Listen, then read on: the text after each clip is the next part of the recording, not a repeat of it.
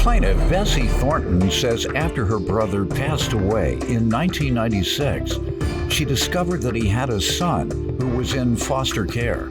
Bessie was unable to connect with him at that time, but years later the defendant reached out and claimed that he was her brother's child. So she petitioned the court for a DNA test. Defendant LeBron Wilson says he was raised in foster care from the age of 3 to 13, at which point he was placed in a group home. LeBron truly believes that he and Bessie are blood related, and that today's DNA test is nothing more than a formality. All right, and ma'am, you're here, and sir, because you all have petitioned the court for a DNA test. Is that correct? That is correct. Yes, and sir. The determination is whether you're the aunt. Is that it? That is correct. All right, whether you're LeBron's aunt. All right, good. Let me start with you with some background. Well, I was born and raised in Toccoa, Georgia. I have a sister that's living, and my brother, Johnny Walker, is deceased. When my brother passed in 1996, we went back to take care of his burial arrangements. And at that particular time, we were informed that Johnny had a son and that he was in foster care. And they gave us the name of the foster mother, and we went to her home When you say informed, informed by who? I think a relative or something. It's been a minute. I can't remember exactly who. Okay. Is the person that I was just curious who held it and left him in foster care, and they knew all the time. Go ahead. Yes. They're gonna wait until the daddy died and start gossiping now. Why you couldn't come forth before? Why you couldn't come with that information before? So that the young man could have met and been with his daddy before. You're gonna wait until he die, if this is the case, and then come with the gossip. Defendant LeBron Wilson believes the plaintiff's deceased brother is his biological father. So he took a DNA test today to find out the truth once and for all. Go ahead. Then you all did what? We went to see him. And unfortunately, the foster mother would not allow us to see him, nor would she tell us what his name was. So, we were there to bury our brother and sort of put it on the back burner. But we always wondered and talked about that between the two of us. So, time passed on, and this September, I got a Facebook request from a LeBron, the Southpaw Wilson. I said, I don't know who this person is, but something in my spirit said, go ahead and accept his Facebook request. So I did, and immediately LeBron reached back to me to say, I don't want anything from you, but we may be related. Your brother may be my dad. And we began a dialogue. And just as I told you, I said the same thing to LeBron. That's why his foster mother would not allow us to meet him. And if we had known this, my sister and I, we would have definitely, tried to. Yeah, well, somebody knew, whoever that was that started it after, when it was too late. Let me hear from you, young man. All right, Judge. I guess it's gonna from the beginning, from my side of things. I was born in Toccoa, Georgia. I was in a foster home from the ages of 3 years old until 13. How many? Just one or same one? Same home, yes, sir. Good. Go ahead. Yes, sir.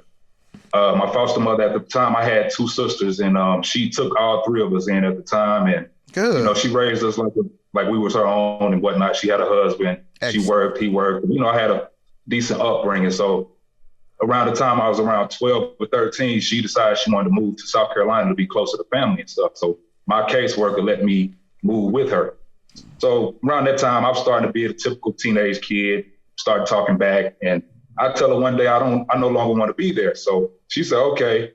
So she calls my caseworker, and then they come and grab me and bring me to a group home in Lithonia, Georgia in 1999. So I'm around 13 years old around that time. And I was only supposed to be there for about 6 months, but my caseworker comes back in those 6 months and say, you got to stay until you're 18. So I never knew why. So at that time, I just had to adapt to the situation. You know, I learned a few things, grew up real quick. So I finished school, I graduated high school, I played sports. I was a good swimmer, played football and everything. And I had a pretty decent teenage years as well. So you fast forward to my 20s, now I'm in a independent living program. The state set me up with an apartment, taught me how to manage bills and everything and so forth. When I graduated high school, my sisters, they found where I was and they came to see me at the group home. So I started rebuilding that relationship with them because they were put into a group home as well before I was. So we were split up. And what happened they found to them? out why did they leave the foster mother? Foster mother. I reckon they was just being unruly and being wanted girls. To be rebellious too. Go ahead. Yeah. And I'm the youngest of the three of those. But like I said, I graduated high school. Good. They find out where I was and come and visit me. So around that time, they started to tell me about my biological birth parents. And they was like, yeah, you should meet them. Your mother, your grandmother, they're still living. And we can find out, you know, what happened with us while we were taken away from them. So I started, as of 2005, I've been building a relationship with my mother and my grandmother. And I got a little bit of the situation as to why we were taken away, but not all of it. So at this point, I'm just letting it be. You know, I'm grown now, and it is what it is. Right, who cares? All right. Yes, sir. Defendant LeBron Wilson believes the plaintiff's deceased brother is his biological father. So he took a DNA test today to find out the truth once and for all. Go ahead. Yes, sir. Like my aunt said, I reached out to her as early latest around September. After I got some information from my biological mother, she told me that I had an auntie and her name was Greta.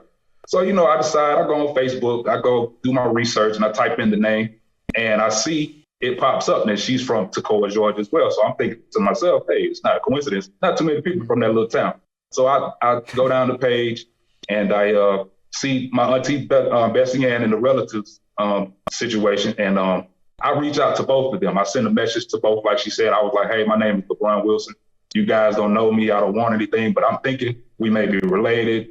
I plead my case, and Bessie Ann, she was the first person to reach back out to me, and she kind of, you know, we went on, and she was like, well, tell me about yourself and where you come from and whatnot. So she's starting to believe me a little bit. So this is kind of, I believe, just a formality.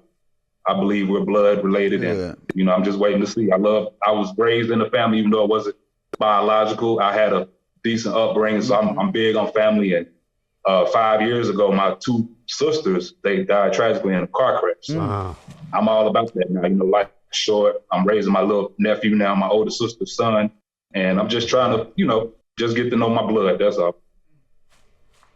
Yeah. Well, hopefully we have some good news after hearing that last part. I'm so sorry to hear that after the struggle that the three of you had together coming up. And then that to happen. Well, you got good news today. You are related. She is your aunt. All right. Take care.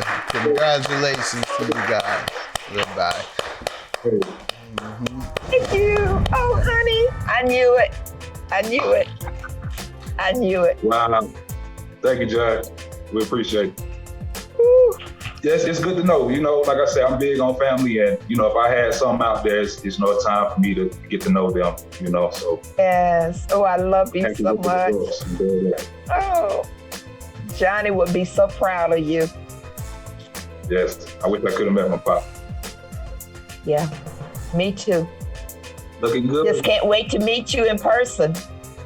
You too.